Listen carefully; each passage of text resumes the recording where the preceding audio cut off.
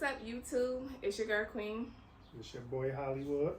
Welcome and welcome back to our channel. If you haven't done so already, we would like you to like, comment, subscribe, and join the tribe where we do things over here the right way. Thank you for clicking on this video. As you guys can tell by the title of the video, today we're going to be doing our long-awaited birth story. As you guys can see, if you've been following us, we just had twins back in April. This is my baby Peace. Little PC Pooh. This is your girl Love. Say what's up. My love bug. So we've been really busy. No sleeping. They've been working us. Yeah, we have not had time to sit down and make a video. We haven't had time to sit down and do anything. But I know you guys been waiting for this. I've been waiting to do this and tell my side of the story. I think this is gonna be like the first time we sat down and actually talked about our birth. If you guys haven't watched our labor and delivery vlog, it was real quick. It was like a lot of snippets and clips added together because it was really unexpected. So we're going to get down to the nitty-gritty of what actually happened. All right, so where should I start? April 25th, that's where we're gonna start. April 25th was my 37-week checkup at my OBGYN, and I went to get checked to see how many centimeters I was, if I was gonna get induced, what day, what time, and what was gonna happen, and they wanted to check to see the positions of the babies. So everything went as planned. We went to the doctors. I got checked and see how far along I was dilated. Come to find out, I was 2 centimeters dilated. Cervix was very soft, doctor said, and he went to see how low Love head was because she was head down. Literally, when he went to like feel her head, like I felt him like lift her head up with his hands. Very uncomfortable. Crazy. Yes, but she was down. She was in a birth canal. She was ready, but Mr. PC Pooh over here was not. He ended up being breached. Doing backflips and jumping around in there. So that they was both head down like a week before that. Yeah, they was a week before they was head down. And the whole time I was pregnant, Peace didn't give me no problem. Like he was always in the right position. Really? He was transverse and then he went back. Remember they both like solid. Yeah. Like, they was moving around. They was moving around a lot. But my doctor, he assured us that like doesn't matter if he was breached or not, like he was comfortable with doing natural birth still because he was going to be able to flip him. It was up to you. It was up to me, like how I felt. So after he checked me, he sent me the ultrasound, and the ultrasound technician showed us that he was breached. And I was nervous because I was like, I don't know how I feel about the doctor going up at me and flipping him. After I just pushed her out, like I'm gonna be sore, that's gonna hurt. And she was just like calming me down, like that's way better than getting a cesarean. You should just do it. You already gonna be, on pain meds, and you're gonna be open, so you probably not even gonna feel it. She's like, it's just a better route to go.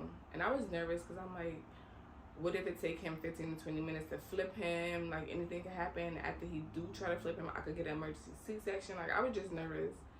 But I got the ultrasound. They sent us on our way. He told me to come back Thursday. So the 25th was Tuesday. He told me to come back Thursday to see if Peace had moved positions. And he was going to tell us the day that we was going to get induced, what time. And it was supposed to be Friday. Yeah, he told us Friday. But we knew the day. It was supposed to be the 28th. But we didn't know the time that we was going to get induced. And we didn't know if we was going to have a cesarean schedule or if I was going to give birth naturally, because he wanted to see if he was going to flip. But lo and behold, we got home that night, and I went to the bathroom and I was bleeding. Nothing too crazy, but it was blood there, and I got nervous. He wasn't home. I called him like, yo, I'm bleeding. He was like, are you feeling any pain? I'm like, no, not yet, but I'm gonna shower and I'm gonna see how I feel afterwards. But the night went on as normal. Nothing happened. No contractions, no pain, no nothing. And the next day, the 26th, that's when it all happened. The next morning, I got up as usual, took my son to school, came home, and I just felt so nauseous. Like I had yogurt that morning, granola, and some orange juice. By the time I came back home after dropping my son off, I threw it all up. But I had how you say the word? I don't know. I'm gonna insert it in here. The hyperemesis gravy or whatever it is. You know, the excessive throwing up during pregnancy. I had that the whole time. So I'm just thinking like, you know, it came back. So I had these pills prescribed to me called dicleges to help me with nausea. So I'm like, let me just take one to make me feel better. I took one and that came up. I'm like, what the heck is going on? I'm at work all this time. This whole time, I'm here by myself. And after I regurgitated that pill, I started getting upper abdominal pain, like right here. And it was like really, really hurting. So I'm on the phone with my best friend. She was on her way to come do my hair anyway that day. Because I'm like, I'm going into labor Friday. I need my hair done. And I was on the phone with her. And I was on the phone with my sister. And I was just letting them know, like, I don't feel good. You know, I feel a little woozy. Like, my stomach hurt. I'm in pain. My best friend was like, all right, well, I'm on my way to the health store anyway. I'll make you do some herbs and make you some, like, pregnancy tea. So I'm here, and it's just getting worse. The pain is getting worse. I'm texting my sister, telling her how I feel. So she's like, maybe you weak and you don't feel good because you don't have nothing on your stomach. Get up and go make something to eat. So I got up and I made some oatmeal. Literally, by the time I took, like, the third spoonful, that came up. And I'm like, something is not right. Like, nothing is staying down. So I FaceTime him, and I'm, like, bent over on the bed with a pillow underneath my stomach. I'm like, I think I'm having contractions. Like, I do not feel good. I'm crying because the pain is getting more intense. And I'm like, I'm scared because I'm here by myself. What if I go into labor? He is not in the same city as me. He's a truck driver, so he's all the way. Where were you at when I called you? Probably South Jersey or something. I don't know where he was at, but I was so scared and so nervous because I'm like, I cannot go into labor by myself. I can't drive in the condition that I am. And if I do go into labor and I have to go to the emergency room, I don't want to go without him. So he like, just call the doctors and let them know what you're feeling and call me back and let me know what they say. I called the doctor, my doctor's office. They're not answering the phone. I'm like, oh my goodness. So I called again. They still not answering the phone. So I FaceTime my best friend, like, please, can you come here? Like, I don't want to be here by myself. I'm crying. I'm like, I don't feel good. Like, I'm nervous. I'm scared. So she's like, I'm on my way. I'm coming. I call my sister too. Like, can you come here? Like, nobody here with me. I'm in pain. Like, I think I'm having contractions. So my best friend get here first. She makes me some tea. She bought me some peppermint leaf. She bought me some, raspberry leaf tea and something else. And she made me like this like concoction of tea. And I drank it. And I felt better. Like, we sat on the bed, I drank it. And it sat on my stomach for like a good 20-25 minutes. And by that time, my sister came. And, they were just here comforting me, talking to me. But then I threw the tea up. And then the pain started again. Like, this upper, like the pain up here, I don't know how to describe the pain, but it really, really, really like hurt it. And I'm like, I know peace was breached. So I was getting nervous because I'm like, what if he's stuck up there? Like, what if something's wrong with him? Like, what if the pain that I'm feeling is like an indication that he's under distress?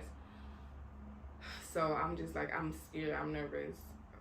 So I called the doctor back and let them know like what I was feeling, and she had asked me if my water broke. I had told her no. She's like, do you think you're contracting? I'm like, I have upper abdominal pain. Like, I don't know what's going on. So she like, well, after you get a cervical check, sometimes that jumpstart your labor. So just labor as much as you can at home and call us back if anything changes, if your water breaks or if you're feeling like you can't take the contractions. So I call him back and I let him know what happened. But at this time, my sister and my best friend are here, so I feel a little better because I'm not by myself. So I went on with the day. My best friend started doing my hair. But now I've been throwing my life up this whole time. And I'm so hungry. I'm so thirsty. I'm so hot.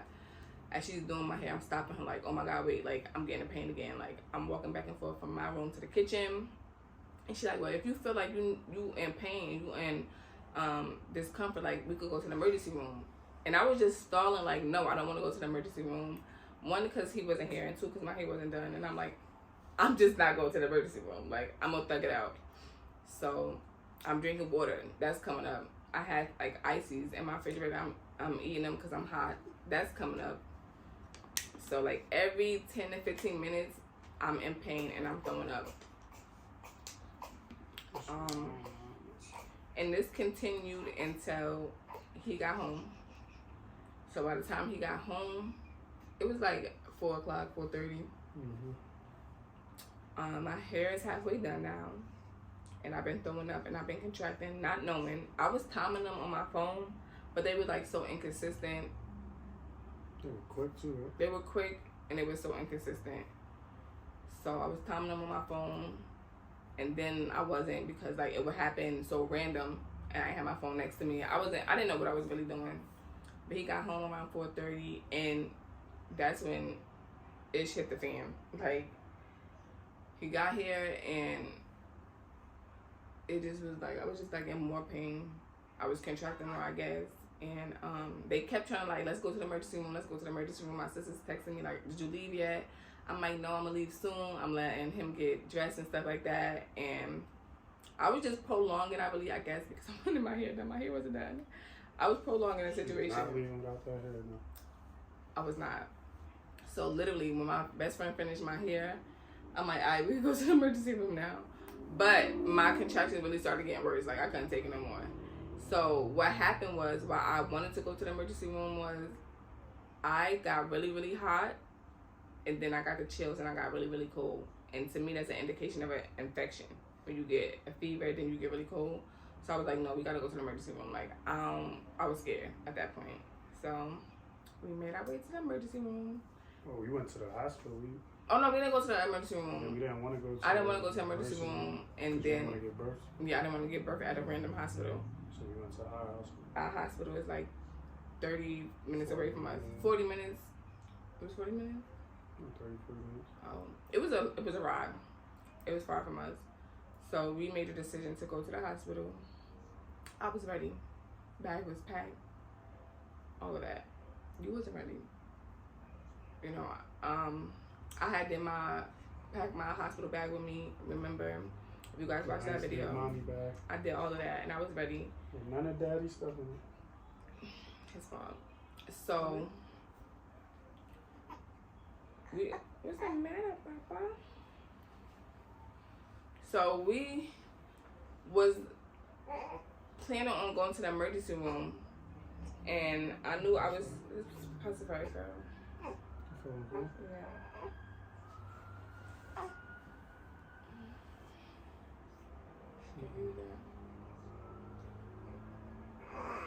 You don't want to be in here?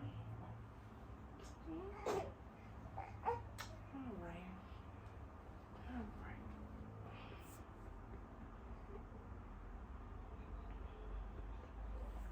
Okay, I forgot what I was just on. So what did I got to cut this out? The hospital. I'm trying to think, because I gotta clip it out and I gotta remember like where I could edit it.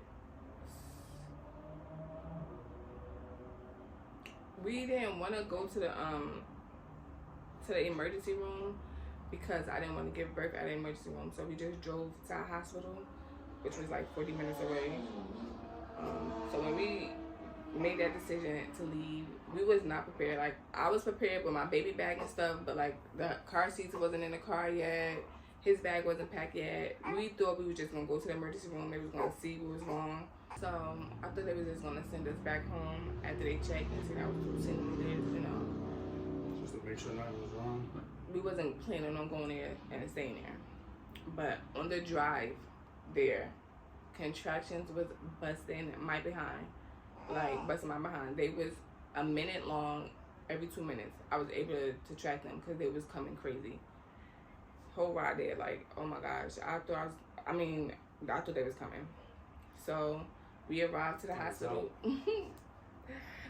We arrived to the hospital like at 8:04. I remember I was texting my sister like, we just got here. We got to the hospital at 8:04. Literally, as I'm walking into the hospital, I'm still throwing up. And I'm just like in pain, contracting. I already called my doctor prior, letting him know that I was on my way. My doctor wasn't on call that day, so I had to substitute for another doctor, the doctor that was on call, Dr. Shaw. And he called the hospital, let them know that we was on our way. By the time we got there, like, they was there greeting us. Oh, they had the room ready and everything for us. I'm walking there, I'm contracting, I'm in pain. So as soon as I got in there, they just put me on the bed, told me to take my clothes off, put their robe on, asking us all these questions, hooking me up to IVs. It just was like boom, boom, boom, boom, boom, so fast. The lady came in and she checked me to see how far along I was. First of all, let me tell you, my doctor checked me to see my when I was 2 centimeters. It was fine. It was a little bit uncomfortable, But I don't know what this lady did to check my cervix, but I don't even remember her name. It was so painful. She had me scream. Oh my God, I don't know, because her hand was too small or whatever the case may be. That junk hurted so bad. I was so irritated. That's why I did not want to go to the emergency room either, because as soon as you go into the hospital, you getting stuck with needles, you getting checked. It's just maybe, like so. Maybe because you was actually contracting, it made it worse. More uncomfortable. I guess it was horrible. That junk was so painful. But I still was only 2 centimeters dilated, so I'm like, oh, they're gonna send us home. But the doctor requested the lady to do an ultrasound on me, and once she did an ultrasound, they see that he was breached, and I guess they talked it over, and he was like, we gotta do a C-section. He was up higher. He was up higher. He was like up here in my rib, and they was like, you know, that was the pain you was feeling. Yeah, that was the pain I was feeling. He was up in my rib, and he, I guess, wasn't as comfortable as my doctor having me give natural birth. He is known for doing C-section, Dr. Shaw, so he was just like, we're going to do a C-section because it's the safest route. That's all he said. And literally, I'm like, we having the babies tonight? He like, yeah, I'm on my way. You're going to have the babies before 10:30. Yeah. I started crying. I was crying so bad because this whole time I was saying I want to give natural birth. Like, nobody wants to get a C-section, especially if you never had one. I have a son, and I pushed his 8 pound 4 ounce out, so I just knew like I was able to push both of them out. And when he told me that I had to get a C-section, like my heart really was like just broken. I was scared. I was nervous. All the stories I heard about having C-sections, it was just like. I was good to make her feel bad. I really just started boo-hoo crying, and she had me nervous. I was just sad. I was so scared, so scared. And we didn't even have time to let it sink in. After he said that I was in a C-section, the anesthesiologist came in and he introduced himself, and he's talking and telling me what's going to happen. They coming and telling me that we moving to the OR room. Like, nothing just got, everything happened so fast. Like, we did not get a chance to even, like, absorb it all or, like, call people. None of that. It was just like this. Especially after the anesthesiologist came in, I got up to go pee. She's like, you could walk. You think you could walk to the OR room? I'm like, yeah.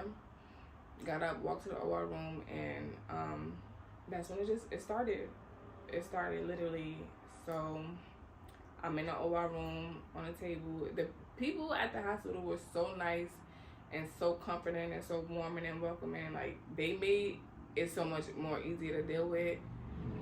But I just knew if I'm getting a C-section, things is not gonna not go as planned, because I didn't have a birth plan. I felt like it's silly for a woman to have a birth plan because there's no such thing as a birth plan. Like, it's a birth wish, but nothing ever goes as planned when you give birth. So, what happened after that? I go in the OR room, they prep me for the cesarean, and I'm just nervous because I don't understand why they don't allow your spouse to be in there when you get the, and it's the spinal block. I had to get a spinal block. I had an epidural with my son, but the spinal block is different. I guess it's supposed to, like, numb you from your waist down for 24 hours to 40 hours, which is stronger. And I was just nervous, like, because I'm in there by myself, and I couldn't hold his hand, I couldn't, nothing. But the people who were there, like I said, they was warming and welcoming, and they was holding my hand for me, and they was just talking me through it. I was outside all nervous, calling my family. Yes. It's real, it's going down. That's all I kept asking, like, where is he? Like, where is he? They like, he right there outside. I'm like, where is he? So the medicine kicked in, and they took me from one bed to the next bed, and they was like just poking my legs, like, do you feel anything? I'm like, no, I don't feel anything. But I got this overwhelming feeling over my body where, like, I feel like I couldn't breathe. And I kept telling them, I can't breathe. Like, I don't feel like I breathe. And the doctor's like, you are breathing. Like, you're on a heart. I can see your blood pressure and all of that, like, reminding you, you're breathing. I'm like, I don't feel like I can breathe. Like, where is he? Like, where is he? So they're like, you're fine. Like, just breathe in and out. And I'm like, I don't like the way I feel. Like, I feel like I had no control over my body at all. It was just like, and I'm strapped down. Like, my arms are strapped down. It's like a curtain over me. I can't see the bottom half of my body. And I started crying. I'm like, can y'all please go get him? And she like, he's coming in soon. He's coming in soon. and they just was talking to me, calming me down. I felt like I had to throw up again, and I'm just like, I don't like this feeling. So the doctor like, it's gonna pass. Like your body is like, I guess, absorbing the medicine or whatever the case may be. It just was like a horrible feeling. Like I do not like that feeling. I had no control over how I felt on my body, and I'm laying down. I wanted to sit up, and they're like, no, you gotta lay down. You gotta stay still. Like, so lo and behold, he was able to come in. When you came in, what you seen? Just seeing a bunch of utensils and doctors ready to start slicing stomach open. I was nervous, but they like rushed. I thought I was gonna be able to see the babies come out, but I don't know. I think they was like worried about keeping everything clean and sterile, so they like rushed me around the curtain so I could be with her. So I ain't really see. I mean, it looked like he was about to start cutting, so but I got over there with her, and she was just like kind of in a panic mode, like she can't breathe, basically what she was saying. So I had to be there and comfort her, let her know she was good. Yeah, when he came in, like I calmed down. The doctor was holding it down, but I had to come save the day. Yeah, I was like. You were starting to be like out of it though. Yeah, at that time. I guess it was just like the medicine was like traveling through my body, I guess, and it felt so weird. It was kicking in. Yeah, but once it finally did kick in, like I calmed down. Like I guess I was making myself excited. I don't know, but I calmed down. You was He nervous. came in. I was so nervous, and then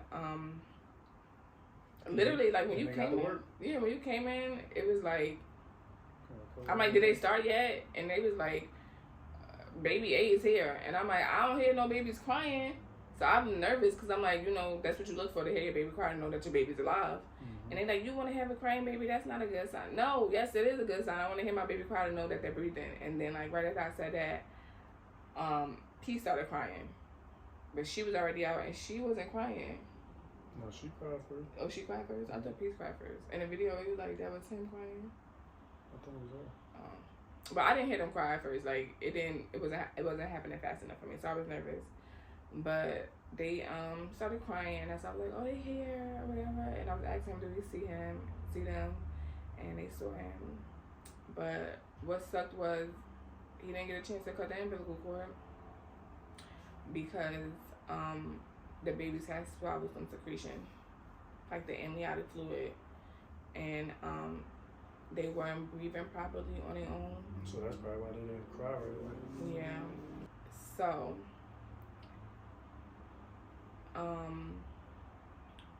yeah, so we was able, like, I wasn't able to like immediately like do chest to chest, skin to skin with them.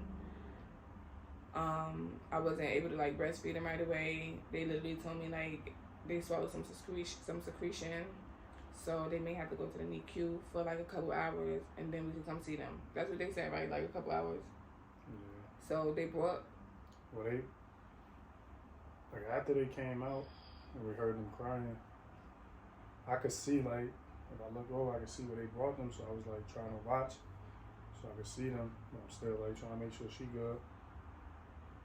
But like they was all around love. And I didn't really hear her crying that much. So I'm like trying to check to see what's going on, but not get her nervous and scared, like, because I felt like something was wrong, and they was basically saying they swallowed some of the secretion. So I was just trying to keep an eye on. They would like put a little mask on her. So when I looked over, I seen it, but I didn't want to say nothing to her right away. Like I just wanted to check and make sure everything was good. When I seen her crying and breathing, so that's when they came and told us what was going on. They let me go around and see both of them. They explained to me what happened. They're gonna go to the NICU for a little while. So it was overwhelming. I was scared. Yeah, then they brought each of them to me, like, to like give me a kiss, and I got to see them for the first time, and then they took them away. So that was like traumatic, literally, for me, because this is the second time I gave birth, and when I gave birth to my son, that's what happened too. I didn't have a C-section. I pushed him out, but he had to go to the nursery because I had a fever, and they didn't want him to have an infection or something like that. So this time, I didn't push my babies out. They literally got cut out of me, and I was able to see them for like not even a whole minute, and they got taken from me. And when you are pregnant and you don't push your child out and they don't get put on your chest and stuff afterwards, like, you can never get that first hour back, them first moments back, none of that. Like, that was taken from me. So I literally felt like my babies were taken from me. Like, I gave birth and I didn't feel like I had babies because I didn't see them right away. I didn't feel them right away. I didn't breastfeed them right away. It was just like my babies was ripped from me and that was it.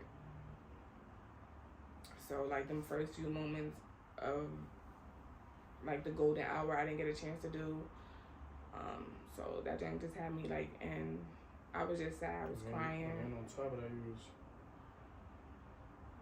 how did it from For the medicine, yeah. So they told us a couple hours that they was gonna be in the NICU. They sewn me back up, took me to the recovery room, and they told me like I had to wait in the recovery room for an hour for the medicine like to like wear down. And then they told him that he was gonna be able to see the babies. It took them forever to take you to the NICU to see the babies. But we ended up going together, right? Because they ended up wheeling me in the bed. Like, I was still in the recovery bed, and they wheeled us in there. And when I got in the NICU, they was hooked up to all these machines. They was on a CPAP machine, had tubes down their throat.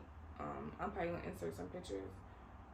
And he was in an incubator. So, like, I was just so scared and so worried.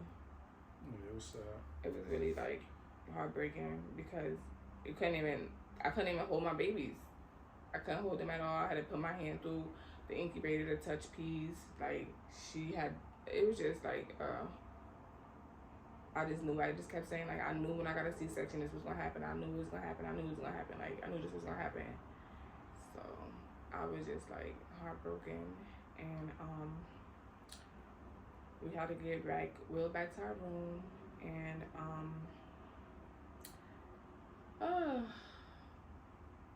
basically, we ended up being in the hospital for like 6 days. And our baby stayed in the NICU the whole time. They told us the baby was going to be in there for a couple hours. And stuff just got worse and worse and worse. Like,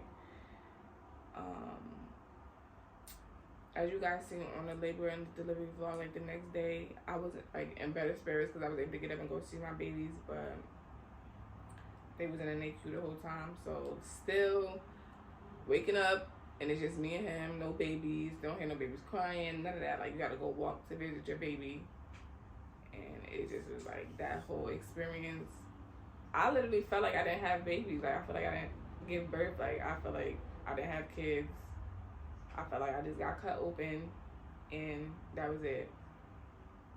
And it's crazy because that bonding moment that you get taken from you, like them first precious couple seconds, couple minutes, like that connection is taken from you. Like, and the babies are like looking and searching, you know, to smell and feel their mother. That's what you're supposed to do after you give birth. You're supposed to be, you know, skin to skin with your child. You're supposed to breastfeed them. They're supposed to hear your heartbeat and stuff like that. And they under distress, so it made their condition worse. They couldn't breathe on their own. Their oxygen was low. And it just like took a turn for the worse. They ended up having to be in there the whole time, like I said. But they started doing good. She started doing better than Peace. I think she was on the CPAP. The breathing machine first, right? Mm-hmm. And the CPAP. Yeah, she was doing worse. Because she was worse at first when she was born, but then her oxygen got better. She progressed faster than he did. And then it flipped. Yeah. He was having like these spells where he wasn't breathing and swallowing the bottle together like on his own. Like, he couldn't figure it out. Like, he would be drinking and not breathing to the point where he would turn like this dusky gray, like, and they would have to like pick him up, raise him up, and like pat his back to make him start breathing again. That was another scary situation because we actually seen it happen. Like, we was in the nursery and it happened and he turned gray and his heart rate when it was just crazy. Like, it was just such a crazy experience. But that wasn't the worst part. So Love ended up getting better. Worse? It's getting worse, yeah, because Love ended up getting better, but Peace did not. Like, he had the spells. We were still able to go see them. At this point, I probably was able to breastfeed them by now. Went back to the room, I was able to breast pump a little bit and take whatever milk I got to them. But he had another spell. Like, every other day he was having a spell where he would not be breathing. So they wanted to keep monitoring him and running all these tests. And it was just like trying to hold him. He connected to all these wires. You hold him a certain rate and the machine go off. And they come and they like, oh, this gotta happen, this gotta happen. So she ended up being off the machines. But he was on the machines for the whole time up until like the day before he came home. And what happened? She was off the machines, like I said, and we end up having She came home first. to leave Peace in the hospital. So not only did all that happen, his last episode they had to keep monitoring for a certain amount of days, just to make sure he don't have another episode. Make sure he was strong enough to be home, and they didn't want us home with him, and it happened, and we didn't really know what to do in panic. So after him not being able to breathe and eat properly, like together, that was a situation. Then the second situation that happened was his heart rate kept elevating.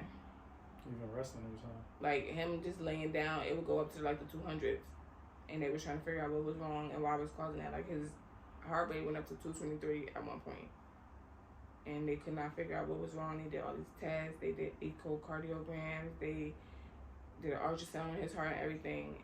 So because of that, he had to end up staying in the hospital and being monitored for extra 3 days. Mm-hmm. So I had to go home with just one baby, and that was just like the worst thing ever, like literally.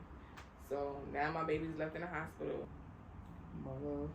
And that was like it was sad. The worst part ever.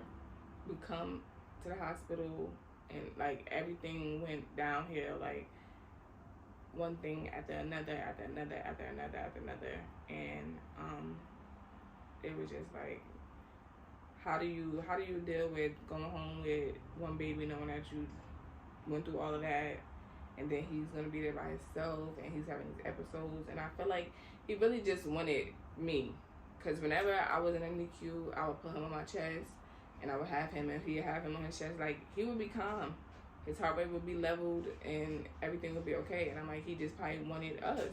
He probably was in a weird environment. He got all these wires hooked up to him. He's in a cold NICU. Like, he just want his mother. And being away from him just felt, it was horrible. I cried. Then they called us and like, oh, we thought he was coming home one day, and like, oh no, he has to stay till this day. Just made it worse and worse, and I was like, I can't deal with this. Like, I want my son home now. We don't feel complete. Yes, we was enjoying love, but it just was still like, she not next to her brother anymore. She was with him for 9 months, and then they got taken from each other. He got taken from me, from us, and it was just so horrible. So he was finally able to come home Thursday, May 6th? May 5th? We left the 1st. Monday, Tuesday, Wednesday, Thursday. So the 4th. May 4th, he came home. I gave birth on April 26th. So we was in the hospital for a long time. And then he came home on the 4th. But well, the whole birth story wasn't sad. Because these babies, two of the most precious babies, and yeah, they were like little baby dolls. Everybody was like so taken by them. So little, they were pounds, so happy. 5 I guess 3. that there was twins at the hospital. But yeah, everything ended up turning out to be great. As soon as Peace came home, like he settled right in. He was like, I'm home. Literally, the first night, like he was like getting used to where he was screaming and stuff a lot, but like the next day, I was playing with my boob, then went skin to skin with him, and he fit right on in. And he took over. Yep. And it's been one hell of a journey. Peace and love house. Yep. Peace is just that. He's a very peaceful baby when he is fed and changed. There's love over there. She is the boss of the house. This is feisty. Very feisty, very fussy, very spoiled. And Peace is just that. But it has been amazing. I feel like we did it. We have twins. I'm a mother of twins. I did that, and that's it. You did great. That's a wrap. I got That's my it. 3, and but yeah, guys, I hope you enjoyed this video. I hope if somebody has gone through a similar situation, giving birth, that this gave you like a little insight or made you feel better. Maybe your birth story wasn't as worse as mine, and you probably thought that it was, or you had a horrible birth. Just know that childbirth is one of the most dangerous things a woman could go through. You could lose your life during childbirth. You could lose your child's life during that. And if you have overcome that and been on the other side of it, and you was able to go home with that healthy and happy baby, like that's all that I could ask for. Like we went through that and we overcame that, and Y'all are superwoman. yeah, I wasn't traded for the world. It was an experience, and we got through it. They are great. He's growing. He is a huge baby. He's eating well, and they're well taken care of. So, you know, it was an experience. That's all I could say. Something that I would never forget. But I would do it all again just for these little babies. Mm-hmm. Just for the results, right?